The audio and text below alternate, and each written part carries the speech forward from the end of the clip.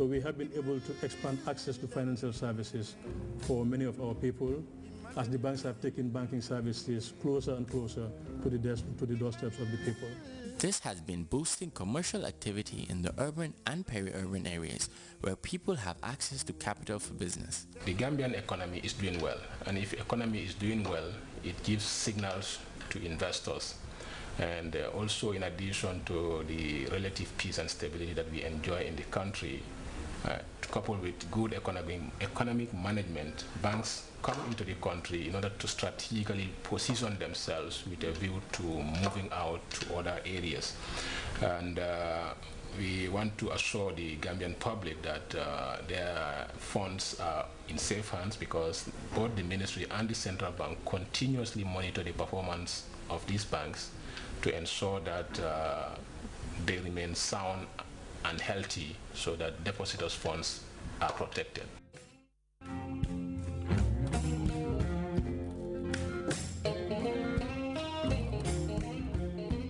It is the positive result we were able to generate as a newcomer from 2002 that attracted a number of these new banks to come to the Gambia. So we know that as a matter of fact. An increase in the availability of credit has also led to an increase in investment and consumer spending. Banks in the Gambia are not integrated into the international financial systems and are not directly affected by an international financial crisis. The country's central bank is highly renowned for its responsiveness in ensuring a viable banking sector.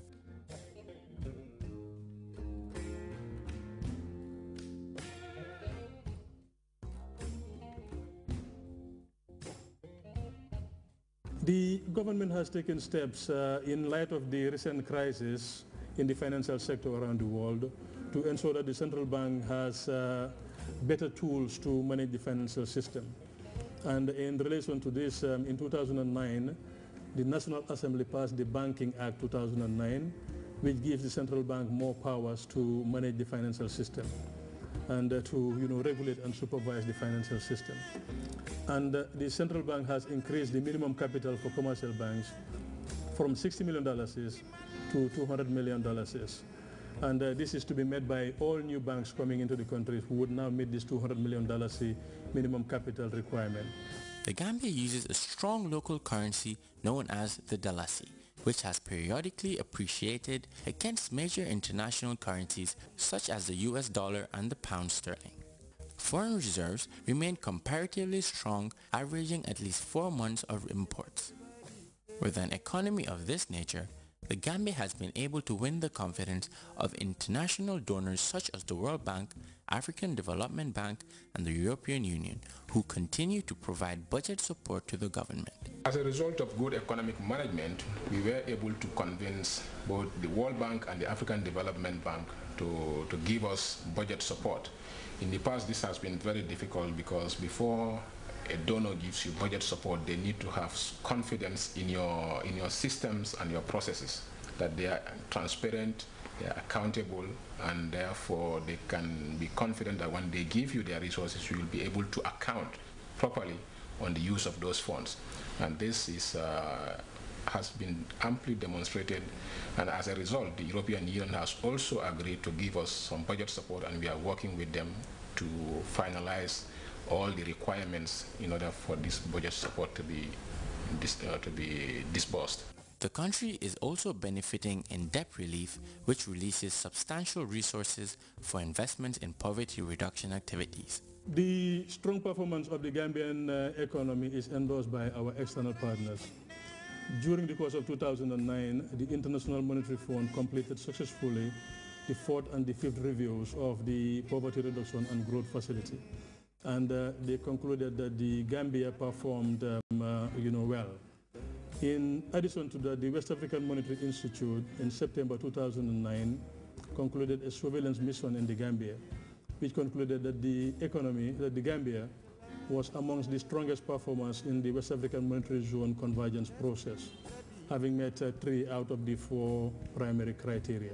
The Gambia's sound economic footing and effective financial system are anchored upon a robust institutional infrastructure. The country has a centralized revenue collecting institution comprising the Customs and Excise and Income Tax departments. The rationale behind establishing the Gambia Revenue Authorities was to merge the two tax departments so that at least we can share our meager resources and maximize revenue. And I can safely say yes, since the commencement and the establishment of the GRA, we have really seen progress in terms of revenue mobilization. The Gambia Revenue Authority has been working to maximize revenue collection, enhance tax administration, and encourage compliance among taxpayers. When the Gambia Revenue Authority was established and set up in 2006, our first year of operation in 2007, we definitely realized major revenue performance by the authority, because the revenue target that was set up by government in that year, the authority was able to surpass it by 10%. There is an ongoing modernization program and several innovative measures have been undertaken. From an income tax automated system, the Permanent Tax Identification Number, or TIN, is generated, which taxpayers use in all their financial and other transactions. The number enables effective tax compliance through the sharing of information between the various ministries and public institutions. It is relevant to domestic tax of all categories, including income derived from employment, businesses, and capital gains. The TIN is important in helping people obtain clearance certificates or licenses from government, municipal, and local authorities. Like many other countries, the Gambia is prone to challenges in lack of accurate, timely, and appropriate budget and accounting information.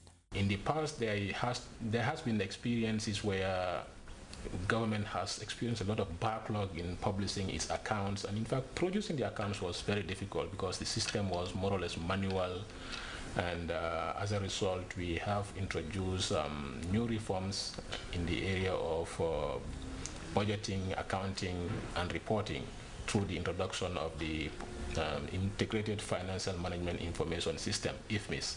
And with IFMIS today, you are able to properly budget your activities, monitor implementation of your budget, and produce reports and accounts on a timely basis. This could lead to inadequate systems for collection and tracking of revenue, as well as a backlog of unreconciled bank accounts, among other constraints. But aware of the need to strengthen its financial management system, the government introduced the Integrated Financial Management Information System, or IFMIS, to improve the efficiency of public financial management through information technology.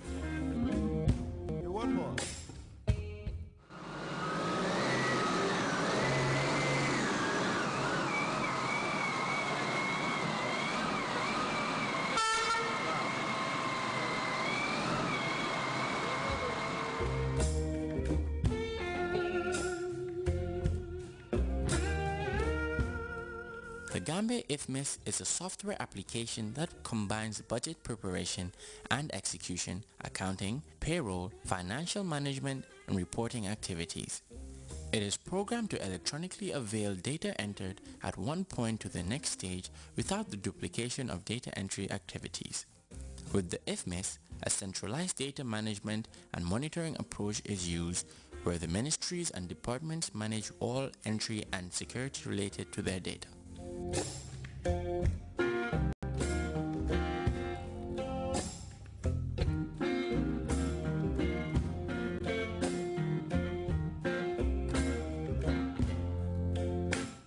The IFMIS has taken the country's financial transactions processing and reporting to another level.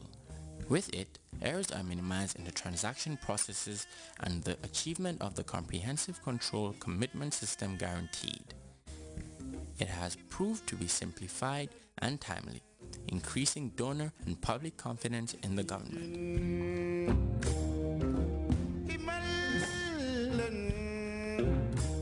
The Gambia has a vision to transform itself into a financial center, a trading, manufacturing, export-oriented nation thriving on free market policies and a vibrant private sector.